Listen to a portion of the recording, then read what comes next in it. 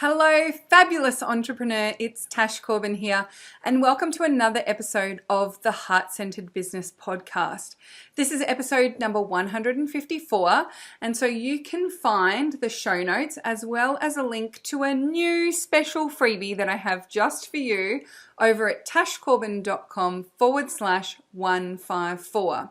Today, what I'm going to be talking about is how I create heaps of content for my business and how you can do the same. So let's get started.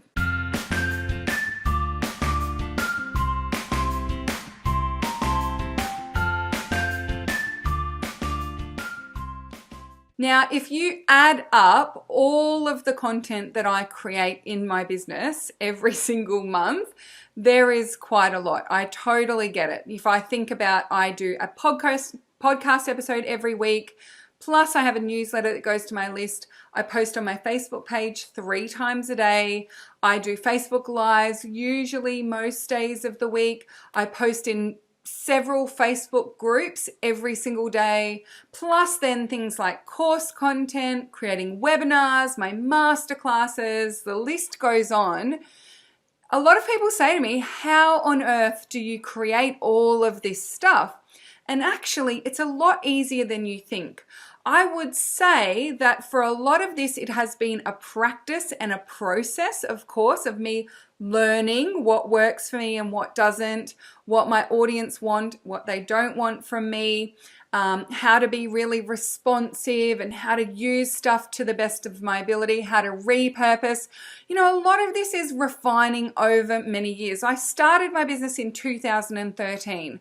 So it's not like, you know, this is my first year in business and I'm still not 100% sure on my message. I've been refining and learning as I go for a long time now. But there are certain things that I've done pretty much from day one, not well to start with, but I'm getting better at it. And I think that these are very relevant and applicable for you as well. So number one is actually creating some structure to your content. So I've had content pillars in my business since probably 2014. And what that means is every time I sit down to do a content plan for my business, so what are my blog posts or my podcast episodes going to be for the next 12 weeks, 20 weeks, I'm up to about half a year in advance now. So what are the pillars of my content going to be as I move forward? And I'm going to explain this in a little bit more depth for you. So for me, my content pillars are related to the different sub-niches that I serve in my business. So I know that I work with people who are in startup. I work with people who are creating leverage with courses and programs. I work with people who are learning to be great at their own business strategy. And I work with people who are looking to nudge past that 6-figure mark in their business. And I have offers that help people in those 4 areas. Startup is the Takeoff program. Leveraging and courses is my Courses with Heart program. Helping people to get good at business strategy is the Heart-Centered Business Academy. And then 6 figures and beyond is people who work with me one-to-one and in the Rising Stars Mastermind. So I know that I need to make sure my content is speaking to that specific audience, and in particular, in the lead up and during the launch of that particular offer as well. So I try and stick to those content pillars as much as possible. I also have a 5th content pillar, which is more the personal, behind the scenes, insights, and the things that I get ranty about in my business as well. So I have those 5 content pillars, and whenever I'm doing my content planning, I'm making sure that I relate that content back to one of those pillars, and in particular, the most appropriate pillar for the thing that I'm in the launch of at that particular point in time. So for you, you might just have one sub-niche. You're really focused on, when you're in startup, you're usually a lot more focused on one niche in your business. So you might just have one area that you're focused, but you can still break it down into pillars. So for example, if you work in the health and well-being space and you've got a particular focus on women and gut health, you can actually have different content pillars as well. So you might have one content pillar that's information on the importance of supporting gut health. So every now and then you're doing blogs or videos or Facebook Lives on why it's important to nurture your gut health. You might also have a content pillar that's your how-tos content pillar. So you're consistently sharing how to support your gut health with your diet, how to support your gut health through meditation, 5 unexpected ways to support your gut health, right? I'm totally just making this up, but that content pillar is the how-to practical things. Then you might have a content pillar on case studies and examples. So you do different blog posts where you talk about case studies of clients that you've worked with, or examples of specific things that people have had issues with and the way that you've supported people to achieve the outcomes that they are looking for. And then you might have another content pillar that's about beyond gut health. So it might be all the different things that gut health contributes to that people might not even think that their gut health contributes to. Now, I've totally just made this up on the spot, but can you see how with those content pillars, it's now a lot easier for you to brainstorm what goes on underneath each and every one of those areas. So if you can come up with 3 ideas under each content pillar, all of a sudden you've got 12 blog posts mapped out for your next 12 weeks, and you're 3 months in advance knowing exactly what's going on with your content. And once you've got it planned, it is so much easier for you to create it. If you've ever sat down to record blog videos with no idea about what you're recording, you'll know how much longer it takes. You have to map out what you're talking about. You have to really work on it. It can really take quite a long time to get it all sorted because you're doing it all from the top of your head and in the moment rather than being planned out about it. The other way you need to make sure you're clear on the structure of your content is to also start thinking about the call to action at the end of those blogs in particular. So you'll notice when you listen to my podcast that every episode has a free thing attached to it.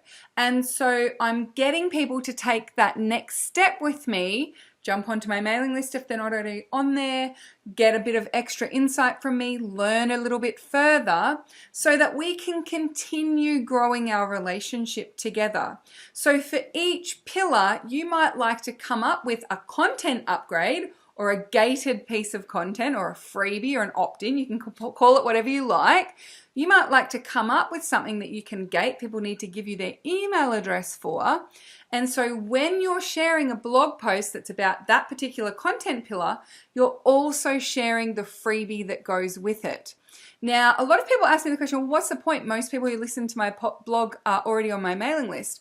Yes, but it's getting people to take another action. It's getting people to continue that conversation and that relationship with you.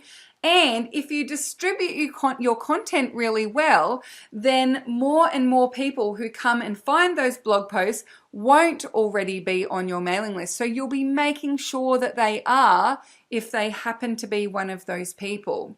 So put together some structure, give yourself a good plan for what you're doing with your content, and that can be the basis from which all other content creation kind of branches off. So that's number 1, is creating a bit of structure around the topic, the content areas that you've got. Number 2 is creating structure around your process. So being consistent is always better than being inconsistent. Being consistent and imperfect is better than being consistent. Being consistent and imperfect is better than being inconsistent and getting it perfect. So create some structure around your process. So, and particularly your process of creating and your process of distributing content. I also have some structure in the way I collect ideas. I have structure around the way I create my content, and I have structure around the way that I distribute it. And in the academy, I've actually been teaching people as well about how to start automating and outsourcing from the distributing end. And so then that way you're moving closer and closer, and then you can outsource in new and different ways and get support in the right areas of content, because a lot of people really struggle with outsourcing their content stuff because they think it means they have to outsource the content creation, but there's a lot of other stuff that can be outsourced around that makes the structure of your process a lot easier. So, you want to be structured around the way that you collect that information, the way that you create your content, and the way that you distribute it. So to give you an idea about how I do this, and if you've watching on the video, you may have seen the preview image for this video was me holding up my book with Lionel Richie on the front, and it says, "Hello, is it me you're looking for?" This is my content creation Bible. And what I do is whenever I am in a client session, or I'm on Facebook, or I'm working in my business, or I'm running an academy call, and I get a great idea for a piece of content or a consistent question that's been asked, or someone asked me a beautiful question, I put it at the top of a page in my content creation book. And so I have this go-to Bible of ideas and things I want to answer and things that people have asked me. And so I'm collecting those ideas in a really structured way. Now, I don't do this 100% of the time. Of course, there are things I mistake and things I forget and things that I, fluff about. But for the most part, I am very good at making sure I house all of those ideas together. Then when I go to create my content plan, I have a one-stop shop to go and look for ideas, things people have asked me, and be responsive to the types of things that the Lady Posse are looking for. Number 2, with the creation of my content, I have a content plan that I share with my team. I try and batch the way that I record my podcast episodes. So I'll do a good chunk of them at a time. The better I get at this, the more chunks, the more that I can do in one chunk at a time. But I'm always at least a few weeks ahead of my team in that content creation so that they can support me with that. But I also have some structure around the way that I create Facebook Lives. I have some structure around the way that I post on Facebook as well. So, I said before that I do 3 posts a day on my Facebook page. Well, I actually have some structure to the way that I create content for that. I have my boards. You might have seen I have launch tips. I have a dash of Tash. I have 1-minute evolutions. I have Hootie McOurface posts. I have Barley McOurface posts. So there's lots of structure to the way that I create content. That helps it make it easier for me. When I just have to think of a couple of fun facts about me personally, I know all I have to do is just write out. I can write 20 or 30 of them in one go, and then I know that's taking care of my dash of Tash for the next year. So it makes it super easy for me to do it that way. So have a think about the way that you can structure your content creation as well. And then structure around that distribution. So this blog post / podcast, when it goes live, will be scheduled up to be distributed in a number of different ways. Number 1, of course, it goes onto my YouTube channel and onto my website. Number 2, it's put into my newsletter and sent out to my mailing list. Number 3, it's scheduled up to be posted on my Facebook page the day that it goes live, 3 days after that, 8 days after that, 2 weeks after that, 1 month after that, and then 2 months after that. So it goes on my Facebook page 6 times. It's scheduled up straight away, so I don't have to think about it, but I know it's going to be shared consistently on my page for the next few months. And then I also schedule it, my team schedules it to be posted twice into the Heart-Centered group. Once when it's due to go live, so this is this week's podcast episode, but then again about a month later to say, did you catch this podcast episode? And here's why you should go and watch it. So it's also being redistributed to my Facebook group. So you can see I've got structure around the way that I distribute that content. So that's also creating content for my page. Those posts are popping up on my Facebook page and helping to make sure I'm consistently posting there and sharing things that are of value. I also know that whenever I distribute them effectively on my page, my audience are more likely to distribute it for me from there as well. So I get a lot of people sharing great podcast episodes when they listen to them, and they'll go and share it. We also use podcast episodes and particularly YouTube videos to gap fill on my Facebook page when we've got a few gaps in, not getting 3 or 4 posts out each day. So you can see there's quite a lot of structure to the way that I distribute. And the reason being, if I'm going to go to all the effort of creating this amazing content, then for goodness sake, I am going to make sure that I distribute it effectively and make sure that as many people see it as possible. Even when I go into pre-launch for something, if I have a particularly juicy podcast episode, I will put some money into some Facebook ads to promote it. So for example, if I'm about to go into launch of the Takeoff program, I might do a podcast episode about starting a business or getting your first few clients, and then I'll do a Facebook ad promoting that to my cold audiences. And what that does is it encourages them to, first of all, like my page. They know that I'm giving great value there if it's relevant for them.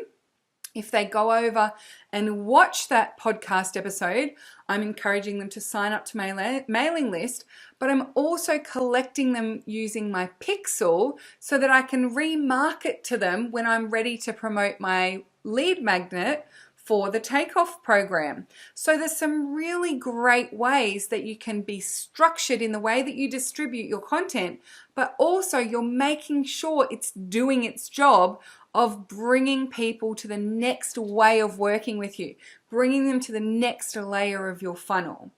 Now, if you are just starting out in business or you're nowhere near having that level of complexity to the way that you create and distribute your content, do not get overwhelmed by this. Just know that the more that you can, 1, structure the topics of your content, and 2, structure the process through which you collect information, create content, and distribute content, the more that you create structure as you move forward, the better you're setting yourself up for success. Maybe for now, you just want to create a simple structure and you'll create a little bit more of that complexity and a little bit more of that maturity of model once you're clear that your messaging is right or the pillars that you've selected are right for your audience. Just start by creating a little bit more structure for now. So 1 was structure of content, 2 was structure of process, 3 is pay attention. I'd never create podcast episodes based on my ideas alone. They come from questions people are asking me, things that I'm talking to people about in one-to-one sessions or on my group coaching calls, hot topics of conversation that I see over in the Lady Posse, things that I've talked about in a Facebook Live that have got a heap of traction. Sometimes it's unexpected. I'm like, wow, this is clearly something people want to hear about. I'm going to make a podcast episode about it. So pay attention. Your audience are already out there asking the questions that you can answer with your gorgeous content. Test them out with Facebook Lives first. Test them out as Genius Tips in the Heart Center group first. Make sure that it's actually something that's juicy for people and then create some delicious content to go with it. I'll always do Genius Tips in the Heart Center group every week without fail because it's a great way for me to test whether my tips are the types of things that people want to learn from me. And if so, I can go into more depth when I share it as a podcast episode. So be consistently paying attention to what your audience is saying and then create content in response to that. And then number 4, respond to your tribe, your specific tribe. I know a lot of people say, I just go and see what my competitors are talking about and then I do similar stuff to that but with my edge on it or whatever it might be. Well, yeah, you can do that if you want to look really like your competitors and try and steal people away from your competitors. But often that's not your exact target market. Your tribe, you know who they are. Get out there and ask questions of them. If I was to share one of these 4 things with you, what would you want me to share? And ask those sorts of questions on your Facebook page and in your own group where you know your exact target market hang out. If you're in bigger organizations or in bigger communities like in the Heart Center group, maybe you could say, if I was to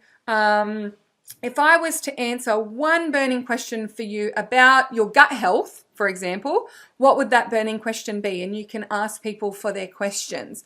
So there are some really smart and savvy ways that you can get in touch with your exact ideal audience, ask them some questions, and then be responsive to what they need. And a quick word of advice, if you do use big communities as a way to gather information and market research, make sure that you qualify the audience when you're asking those questions. So for example, if you're working mostly with healers, then when you ask questions in big communities like the heart-centered group, say, attention healers, here's my question, right? So ask a question of your sub-niche. Hey, mums in the group, what's this going on for you? So have a think about whether your exact target market is the whole group or whether it's a sub-niche, because most times it's actually a specific sub-niche of that group. Ladies who are in startup, ladies who are in a growth phase in your business, ladies who are creating and launching online courses. Ask the question specific to your audience and call them out first, because in a big community like the Heart Center group, we've got over 28,000 members now. If you're asking a question of everyone, a lot of the answers that you get may actually be irrelevant, and you may be, drifting off course and talking to people who aren't your exact target market. So have a think about how you can make sure you're speaking to those people who are the people that you want to be working with. All right, so they are my 4 pieces of advice for you on how to create heaps and heaps of content for your business. An extra bonus tip is let go of perfectionism. I think in the first 6 months of my business, I might have created 6 or 7 video blogs. It took me forever to create them. I had to do all this massive editing. I tried to find the perfect background. I was doing my hair and makeup perfectly and blah, blah, blah. Then I decided I need to do it out on my deck because it was in nature and that matched to my videos, and then there were cars going past. And it just, honestly, it took me forever to create great content because I was trying to get it perfect. Instead, just create lots of it. It's all a practice. And if you go to the trouble of creating it, remember to distribute it far and wide.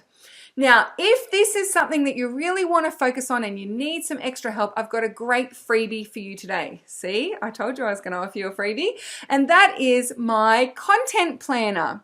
So this is a brand new freebie. I've not offered it before. And what it is it is a template for you to create your content plan for the next 12 weeks in your business. It's a 3-month content planner, and you can grab that by going to the show notes for today's episode at tashcorbin.com/154. So go and check that out. There'll be a big button there where you can pop your email address in and grab the content planner template. Now, did you have any ahas or questions as a result of this episode today? If so, head over to the Heart-Centered Soul-Driven Entrepreneurs Facebook group. Use hashtag podcast aha. Let us know you're listening to episode number 154 and ask a question or share your aha from today, because it's always better if we can continue the conversation. Until next time on the Heart-Centered Business Podcast, thank you so much for listening today. I've been Tash Corbin. You've been a fabulous listener, and I cannot wait to see you shine. See you next time.